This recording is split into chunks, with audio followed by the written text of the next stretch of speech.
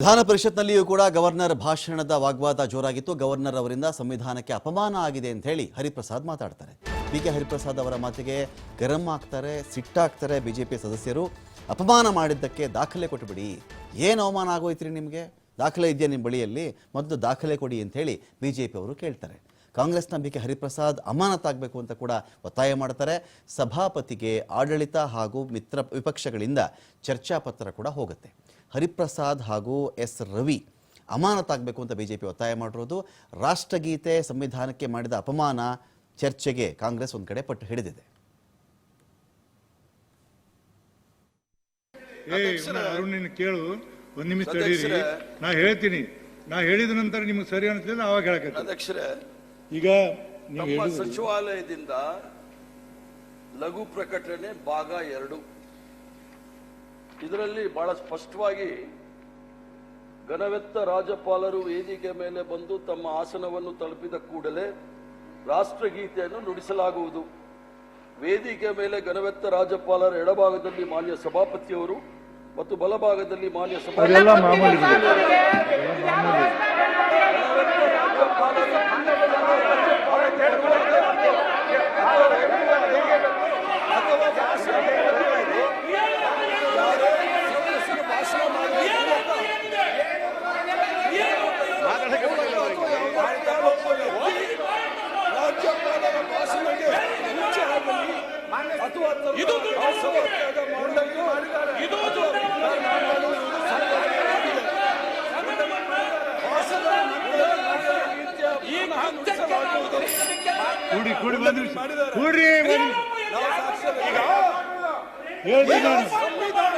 ಹೇಳ್ತೀನಿ.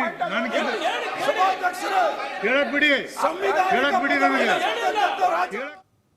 ಕ್ರೀಡಿಸ್ಕೊಳ್ಳೋಕೆ ಇದೀಗ ಶಿವಕುಮಾರ್ ಜೋಹಳ್ಳಿ ಇದ್ದಾರೆ. ಶಿವಕುಮಾರ್ ಜೋಹಳ್ಳಿ, 2 ವಿಚಾರ ಇಲ್ಲಿ ಚರ್ಚೆ ಆಗಿದೆ ಪ್ರಮುಖವಾಗಿ. ಒಂದು, ಇದೇ ರಾಜ್ಯಪಾಲರು ಅವಮಾನ ಮಾಡಿಬಿಟ್ಟಿದ್ದಾರೆ ರಾಷ್ಟ್ರಗೀತೆಗೆ. ರಾಷ್ಟ್ರಗೀತೆ ಮುಗಿಯೋವರೆಗೂ ಇರಬೇಕಾಗಿತ್ತವರು ಅಂತ ಒಂದು ಭಾಗ. ಇನ್ನೊಂದು ಕಡೆ ಸುರೇಶ್ ಕುಮಾರ್ ಅವರು ಮಾತಾಡಿರೋದು, ಅವರು ಈ ಒಂದು ವಿಚಾರದಲ್ಲಿ ಪೂರ್ತಿ ಭಾಷಣ ಓದಿದಂತೆಯೇ ಆಗಿದೆ ಅಂಥೇಳಿ ಒಂದು ಚರ್ಚೆ ಕೂಡ ನಡೀತಾ ಇದೆ ಜೋರಾಗಿ. ಪೂರ್ತಿ ಭಾಷಣ ಓದಿದಂತೆಯೇ ಆಗಿದೆ ಅಂಥೇಳಿ ಅದರ ಮೂಲಕವಾಗಿ ಯಾವ ಥರ ಚರ್ಚೆ ಇಲ್ಲಿ ನಡೆದಿದೆ ಅಂತ. ರಮಕಾಂತ್, ಇವತ್ತು ವಿಧಾನಸಭೆ ಮತ್ತೆ ವಿಧಾನ ಪರಿಷತ್ ಕಲಾಪ ಎರಡೂ ಕೂಡ 2ನೇ ದಿನಕ್ಕೆ ಕಾಲಿಟ್ಟಿದೆ. ಇವತ್ತು ಕಲಾಪ ಪ್ರಾರಂಭ ಆಗ್ತಿದ್ದ ಹಾಗೆ ಅಬಕಾರಿ ಸಚಿವರ ರಾಜೀನಾಮೆಗೆ ಒತ್ತಾಯಿಸಿ ಬಿಜೆಪಿ ಶಾಸಕರು ಚರ್ಚೆಗೆ ಅವಕಾಶವನ್ನು ಮಾಡಿಕೊಡ್ಬೇಕು ಅಂತೇಳಿ ಒತ್ತಾಯವನ್ನ ಮಾಡ್ತಾರೆ. ಆದರೆ BSc ಮೀಟಿಂಗ್ನಲ್ಲಿ ಚರ್ಚೆಯಾದಂತೆ, ಯಾಕೆಂದ್ರೆ ಸದನ ಪ್ರಾರಂಭಕ್ಕೂ ಮುನ್ನ ಕಲಾಪ ಸಲಹಾ ಸಮಿತಿ ಸಭೆಯನ್ನ ನಡೆಸಲಾಗತ್ತೆ. ಆ ಸಮಿತಿ ಸಭೆಯಲ್ಲಿ ಎಲ್ಲ ಪಕ್ಷಗಳ ನಾಯಕರು ಕೂಡ ಇರ್ತಾರೆ. ಆ ಸಂದರ್ಭದಲ್ಲಿ ಇವತ್ತು ಯಾವ ವಿಷಯಗಳ ಬಗ್ಗೆ ಚರ್ಚೆಯನ್ನ ಮಾಡಬೇಕು ಅನ್ನುವಂತ ನಿರ್ಧಾರವನ್ನು ಅಲ್ಲಿ ತೆಗೆದುಕೊಳ್ಳಲಾಗಿರುತ್ತೆ. ಹಾಗಾಗಿ ರಾಜ್ಯಪಾಲರ ವಂದನಾ ನಿರ್ಣಯದ ಮೇಲೆ ನಾವು ಇವತ್ತು ಚರ್ಚೆಯನ್ನ ನಡೆಸಬೇಕು ಅನ್ನುವಂತ ತೀರ್ಮಾನವನ್ನ ಅಲ್ಲಿ ತೆಗೆದುಕೊಳ್ಳಲಾಗತ್ತೆ. ಹಾಗಾಗಿ ವಿಧಾನಸಭೆಯಲ್ಲೂ ಕೂಡ ಅದರ ಬಗ್ಗೆ ಸ್ಪೀಕರ್ ಅವರು ಚರ್ಚೆಗೆ ಅವಕಾಶವನ್ನ ಮಾಡಿಕೊಡೋದಕ್ಕೆ ಮುಂದಾಗ್ತಾರೆ. ಮತ್ತೆ ರಾಜ್ಯಪಾಲರ ನಿನ್ನೆ ಘಟನೆ ಏನಿತ್ತು ಅದರ ಬಗ್ಗೆ ಬಿಜೆಪಿ ಪ್ರತಿಪಕ್ಷ ನಾಯಕರಾಗಿರುವಂತಹ ಆರ್ ಅಶೋಕ್ ಅವರು ಪ್ರಸ್ತಾಪವನ್ನ ಮಾಡ್ತಾರೆ. ನಿನ್ನೆ ರಾಜ್ಯಪಾಲರಿಗೆ ಅಗೌರವವನ್ನ ತೋರಲಾಗಿದೆ, ರಾಜ್ಯಪಾಲರನ್ನ ಅಡ್ಡಗಟ್ಟಿ ಅವರನ್ನ ಅಟ್ಯಾಕ್ ಮಾಡುವಂತ ಒಂದು ಪ್ರಯತ್ನವನ್ನ ಮಾಡಲಾಗಿದೆ ಅನ್ನುವಂತಹ ಆರೋಪವನ್ನ ಮಾಡಿ, ಯಾರು ಅವರಿಗೆ ಅಡೆತಡೆಯನ್ನ ಮಾಡಿದ್ದಾರೆ ಅವರ ಮೇಲೆ ಕ್ರಮವನ್ನ ತೆಗೆದುಕೊಳ್ಬೇಕು, ಸ್ಪೀಕರ್ ಅವರು ಅದರ ಬಗ್ಗೆ ಗಂಭೀರವಾಗಿ ಯೋಚನೆ ಮಾಡಬೇಕು ಅನ್ನುವಂತ ಆಗ್ರಹವನ್ನ ಮಾಡ್ತಾರೆ. ಅದಕ್ಕೆ ಬಿಜೆಪಿ ಶಾಸಕರು ಕೂಡ ಸಪೋರ್ಟ್ ಅನ್ನ ಮಾಡ್ತಾರೆ. ಯಾಕೆಂದ್ರೆ ರಾಜ್ಯಪಾಲರನ್ನ ನೀವೇ ಕರೆತರ್ತೀರಿ, ಹಾಗೆ ಅವರನ್ನ ಕಳಿಸ್ಕೊಡ್ಬೇಕಾಗತ್ತೆ. ಆದ್ರೆ ಕರೆತರುವಾಗ ಇದ್ದಂತಹ ಉತ್ಸಾಹ ಕಳಿಸುವಾಗ ನಿಮಗೆ ಎಲ್ಲೂ ಹೋಗಿತ್ತು? ಯಾಕೆ ಆ ರೀತಿಯಾಗಿ ಅವರಿಗೆ ಅಗೌರವವನ್ನ ತೋರಿದ್ದೀರಿ ಅನ್ನುವಂತ ಆರೋಪವನ್ನ ಬಿಜೆಪಿ ನಾಯಕರು ಮಾಡ್ತಾರೆ. ಈ ಕಡೆ ಕಾಂಗ್ರೆಸ್ನ ಶಾಸಕರು ರಾಜ್ಯಪಾಲರು ರಾಷ್ಟ್ರಗೀತೆಗೆ ಅಪಮಾನವನ್ನ ಮಾಡಿದ್ದಾರೆ, ಭಾಷಣವನ್ನ ಅರ್ಧಕ್ಕೆ ಮೊಟಕುಗೊಳಿಸಿ ಅವರು ಹೊರಟಿದ್ದಾರೆ. ಈಗ ಯಾಕೆಂದ್ರೆ ರಾಜ್ಯಪಾಲರು ಸಂವಿಧಾನದ 176ನ ವಿಧಿಯಂತೆ ಸಂಪೂರ್ಣವಾಗಿ ಭಾಷಣವನ್ನು ಓದಬೇಕು. ಸರ್ಕಾರ ಏನು ಕ್ಯಾಬಿನೆಟ್ ನಲ್ಲಿ ಡಿಸೈಡ್ ಮಾಡಿರುತ್ತೆ ಆ ಭಾಷಣವನ್ನು ಓದಬೇಕಾಗತ್ತೆ.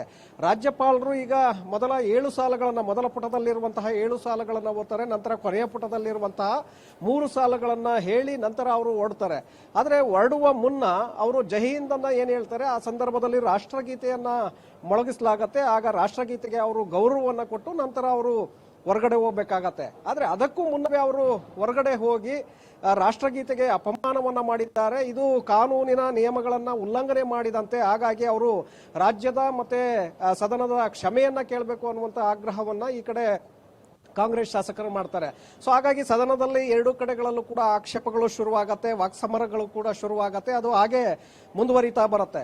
ಇನ್ನೊಂದು ಕಡೆ ರಾಜ್ಯಪಾಲರು ಮೊದಲ ಮತ್ತೆ ಕೊನೆಯ ಪುಟವನ್ನ ಓದಿರೋದ್ರಿಂದ ಅವರು ಭಾಷಣವನ್ನ ಎಲ್ಲೂ ಕೂಡ ಅರ್ಧಕ್ಕೆ ಮೊಟಕು ಮಾಡಿಲ್ಲ, ಅದು ಸಂಪೂರ್ಣವಾಗಿದೆ ಅನ್ನುವಂತ ಸಮರ್ಥನೆಯನ್ನ ಆ ಕಡೆ ಸುರೇಶ್ ಕುಮಾರ್ ಅವರು ಕೂಡ ಮಾಡ್ತಾರೆ ನೀವು ಹೇಳ್ದಾಗೆ.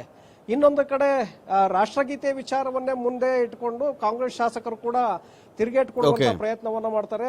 ಇಲ್ಲಿಯವರೆಗೂ ಕೂಡ ಮಧ್ಯಾಹ್ನದವರೆಗೂ ಕೂಡ ಇದೇ ಚರ್ಚೆ ವಾಕ್ಸಮರಗಳು ನಡೆಯುತ್ತೆ, ಪರ ವಿರೋಧ ಆಕ್ಷೇಪಗಳು ಎದುರಾಗತ್ತೆ. ಹಾಗಾಗಿ ಕಲಾಪವನ್ನ ಮುಂದೂಡಬೇಕಾದಂತ ಅನಿವಾರ್ಯತೆ ಸ್ಪೀಕರ್ ಅವರಿಗೆ ಬರುತ್ತೆ. ಹಾಗಾಗಿ ಮಧ್ಯಾಹ್ನದವರೆಗೆ ಈಗ ಕಲಾಪವನ್ನ ಮುಂದೂಡಿದ್ದಾರೆ. Ramakant, thank you Shivakumar Johalli.